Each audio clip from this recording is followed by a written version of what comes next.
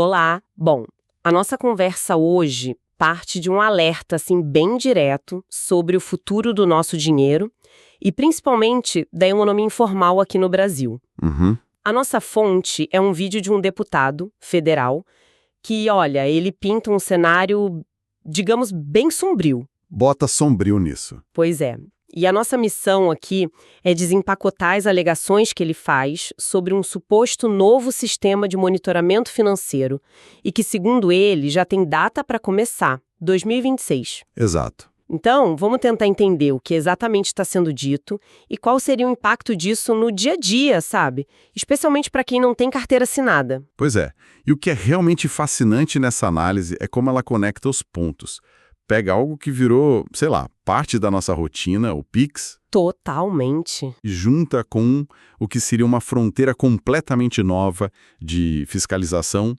A grande sacada do argumento, o que chama a atenção, é pegar o Pix, que a gente usa para tudo, e dizer, olha, isso aqui pode virar a maior ferramenta de vigilância que a gente já viu. É uma virada de chave, né? É. E o nosso trabalho aqui vai ser justamente esse, destrinchar os argumentos que ele apresenta, um por um, para a gente entender a lógica e a força que essa narrativa tem. Ok, então vamos direto ao ponto que eu acho mais assusta. A alegação principal. Vamos lá. A partir de 1º de janeiro de 2026, e aqui eu cito, super sistema de inteligência gigantesco vai começar a analisar e monitorar absolutamente todas as transações feitas via Pix. Todas, sem exceção. E o mais curioso é que o autor do vídeo faz questão de dizer que essa mesma informação já foi chamada de fake news antes, quando outro político falou sobre isso, por fazer esse alerta.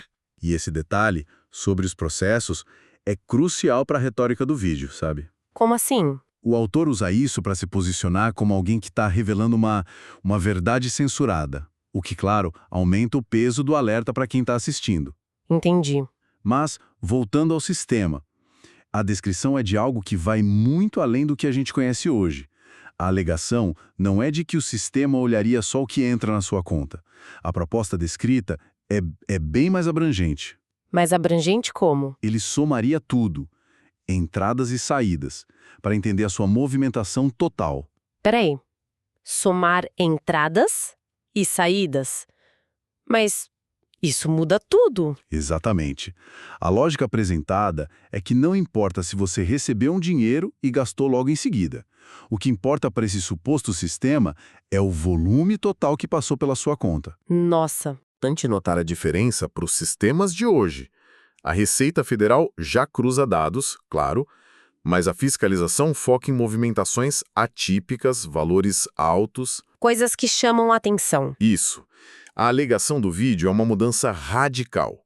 O monitoramento universal, em tempo real, de todas as transações. Não importa o valor. Sair de uma fiscalização por amostragem para uma vigilância total. Total. Uma fonte que ele cita no vídeo, o jornal Mato Grosso Mais, descreve isso como uma fiscalização automática, em massa e implacável. Uau! E para trazer isso para a realidade, a linha de raciocínio usa uns exemplos muito práticos, né? Sim, bem do dia a dia. Fala do pagamento de uma faxina, da gorjeta para o entregador, o dinheiro que alguém recebe por um pequeno concerto. Uhum. A preocupação que ele levanta ali é que uma simples transferência de R$ 50 por um serviço desses poderia, de repente, acender um alerta e levar ao bloqueio da conta da pessoa. E essa é uma tática retórica poderosa. O vídeo pega uma ferramenta que simboliza a modernidade, autonomia financeira para milhões de brasileiros. O Pix. Exato. E a transforma num símbolo de vigilância e medo. Ele joga com a desconfiança que muita gente já tem do poder do Estado usando uma tecnologia familiar como gatilho. E o ponto é a vulnerabilidade de quem é informal, né? Total. Se a fiscalização passa a ser automática baseada em algoritmos que só somam números, o contexto humano por trás de cada transação, ele se perde completamente. Fico imaginando o impacto disso na prática. A gente conhece alguém que faz um bico, que vende um doce. Se cada Pix de 50 ou 100 reais vira um ponto de atenção, o que o vídeo sugere que aconteceria? A sugestão é que essas pessoas ficariam sem ter como se defender. Porque não existe um contrato, não existe um recibo para um serviço informal. Verdade. Exato. O sistema, nessa visão, não conseguiria diferenciar uma ajuda de um familiar, um presente ou o pagamento por um serviço. Seria tudo a mesma coisa. Tudo seria apenas um dado numérico e, potencialmente, um dado suspeito. E isso nos leva ao núcleo da crítica social que o material apresenta. Que é... A tese é que a renda de sobrevivência de milhões de pessoas, que hoje é informal e em grande parte invisível para o fisco, se tornaria, da noite para o dia, suspeita de sonegação. Nossa, é uma virada de chave brutal na percepção do trabalho informal. Totalmente. Deixa de ser um meio de subsistência e passa a ser enquadrado como um problema fiscal. Perfeito. E o vídeo cristaliza essa ideia numa pergunta retórica muito forte. Isso seria justiça fiscal ou caça às pessoas que sustentam suas famílias com trabalho duro? Uma boa pergunta. E essa distinção é o coração do argumento. Ele não critica a ideia de justiça fiscal em si, mas sugere que a ferramenta escolhida para alcançá-la seria desproporcional e acabaria penalizando justamente os mais vulneráveis. Aqueles que não têm como formalizar cada pequena renda, né? Exatamente. Que não tem estrutura, conhecimento ou recursos para isso. E essa ideia de vigilância total sobre o Pix parece ser só a ponta do iceberg, pelo menos na visão do autor do vídeo. Com certeza. Ele argumenta que isso não é um evento isolado, mas sim a peça central de uma reforma tributária muito mais ampla e, segundo ele, agressiva. Sim, a análise não isola o Pix. Ela o posiciona como a ferramenta que viabiliza todo um novo modelo de arrecadação. Sem esse monitoramento, as outras medidas não teriam a mesma eficácia, entende? O Pix seria a base da pirâmide. Isso, a base de tudo. Certo. E que outras medidas são essas? A narrativa aponta mais dois grandes movimentos. O primeiro seria a criação de um novo tributo de 10% sobre dividendos de todas as empresas. O argumento é que isso, claro, seria repassado ao consumidor. Aumentando o custo de tudo. Um argumento clássico em discussões sobre tributação, né? No fim, quem paga a conta é o consumidor. Exato. Mas o segundo ponto é ainda mais impactante. É a ideia da cobrança de imposto no momento da venda. Espera um pouco, isso é uma mudança de paradigma completa. Completa. A ideia de que o imposto seria arrancado no momento da venda, antes mesmo do dinheiro chegar na conta do vendedor. O vídeo descreve um sistema onde o governo não confia mais no contribuinte para nada. É essa imagem que ele passa. A frase usada é que, mesmo sem nota fiscal, o dinheiro do imposto já vai direto para o Lula assim que a transação acontece. E o que essa narrativa descreve é uma mudança fundamental na forma de fiscalizar. A gente sairia de um modelo declaratório, onde você informa o que ganhou e depois paga o imposto. O modelo atual. Isso, para um modelo retentivo e automatizado.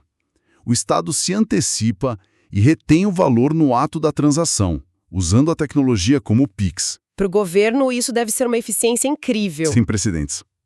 Mas para o pequeno empreendedor, na perspectiva do vídeo, isso é visto como a perda de qualquer margem de manobra financeira. E a tese é que isso sufocaria especialmente o MEI, o microempreendedor individual, certo? Exatamente. O argumento que ele constrói é que essas medidas combinadas criam uma pressão insustentável sobre os pequenos negócios.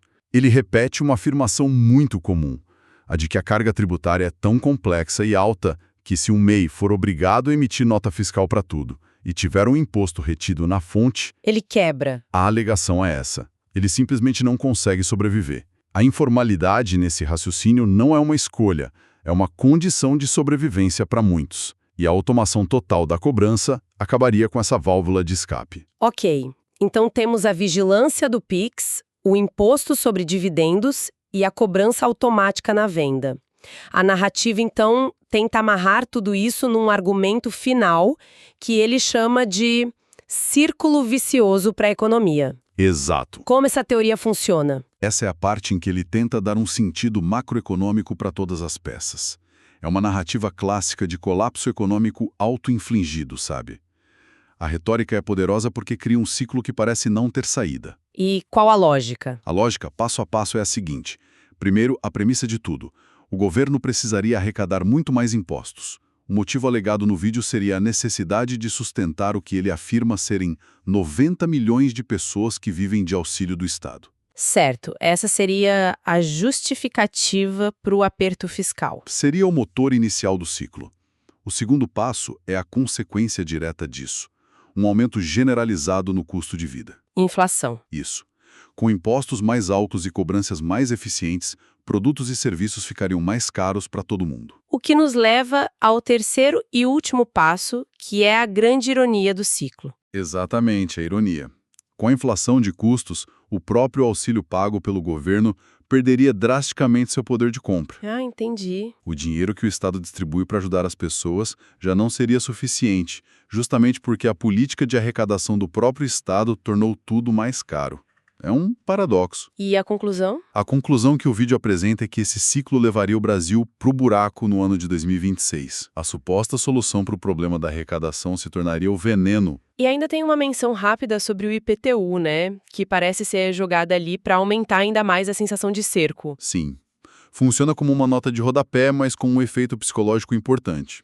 Ele cita de passagem que o IPTU também vai aumentar muito, podendo até quintuplicar. Mas não desenvolve a ideia. Não. Ele mesmo diz que isso é assunto para outro momento.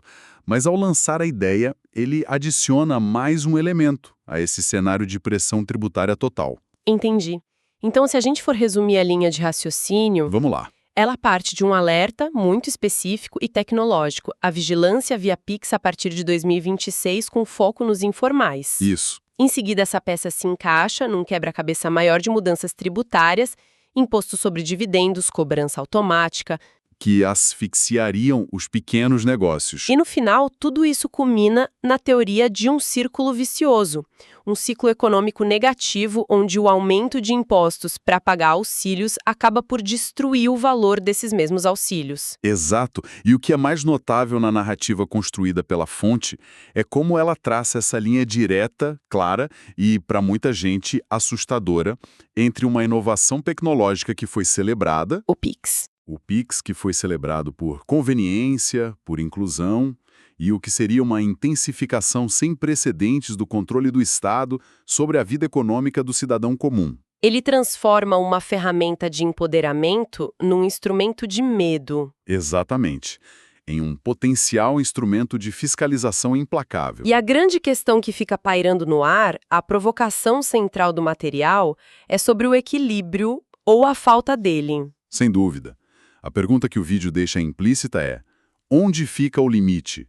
Onde a necessidade legítima que todo Estado tem de arrecadar impostos Certo. se choca com o impacto direto que esses mecanismos podem ter na economia informal. Uma economia que, no Brasil, não é um detalhe.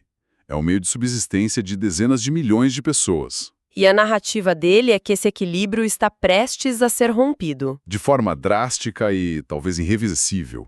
Essa é a tese. E essa discussão toda nos leva a uma reflexão final que vai até além do próprio vídeo, né? Se a tecnologia de fato permite ao Estado ter essa visibilidade completa sobre as finanças de todos, como nós, como sociedade, decidimos onde traçar a linha? Uma pergunta fundamental. Onde termina a fiscalização que busca justiça, que combate grandes sonegadores, e onde começa uma vigilância que pode sufocar a iniciativa individual, especialmente a dos mais vulneráveis, que dependem justamente de pequenos bicos e da agilidade da economia informal para sobreviver. É uma questão sobre o futuro da nossa relação com o Estado, com a tecnologia e com o próprio dinheiro.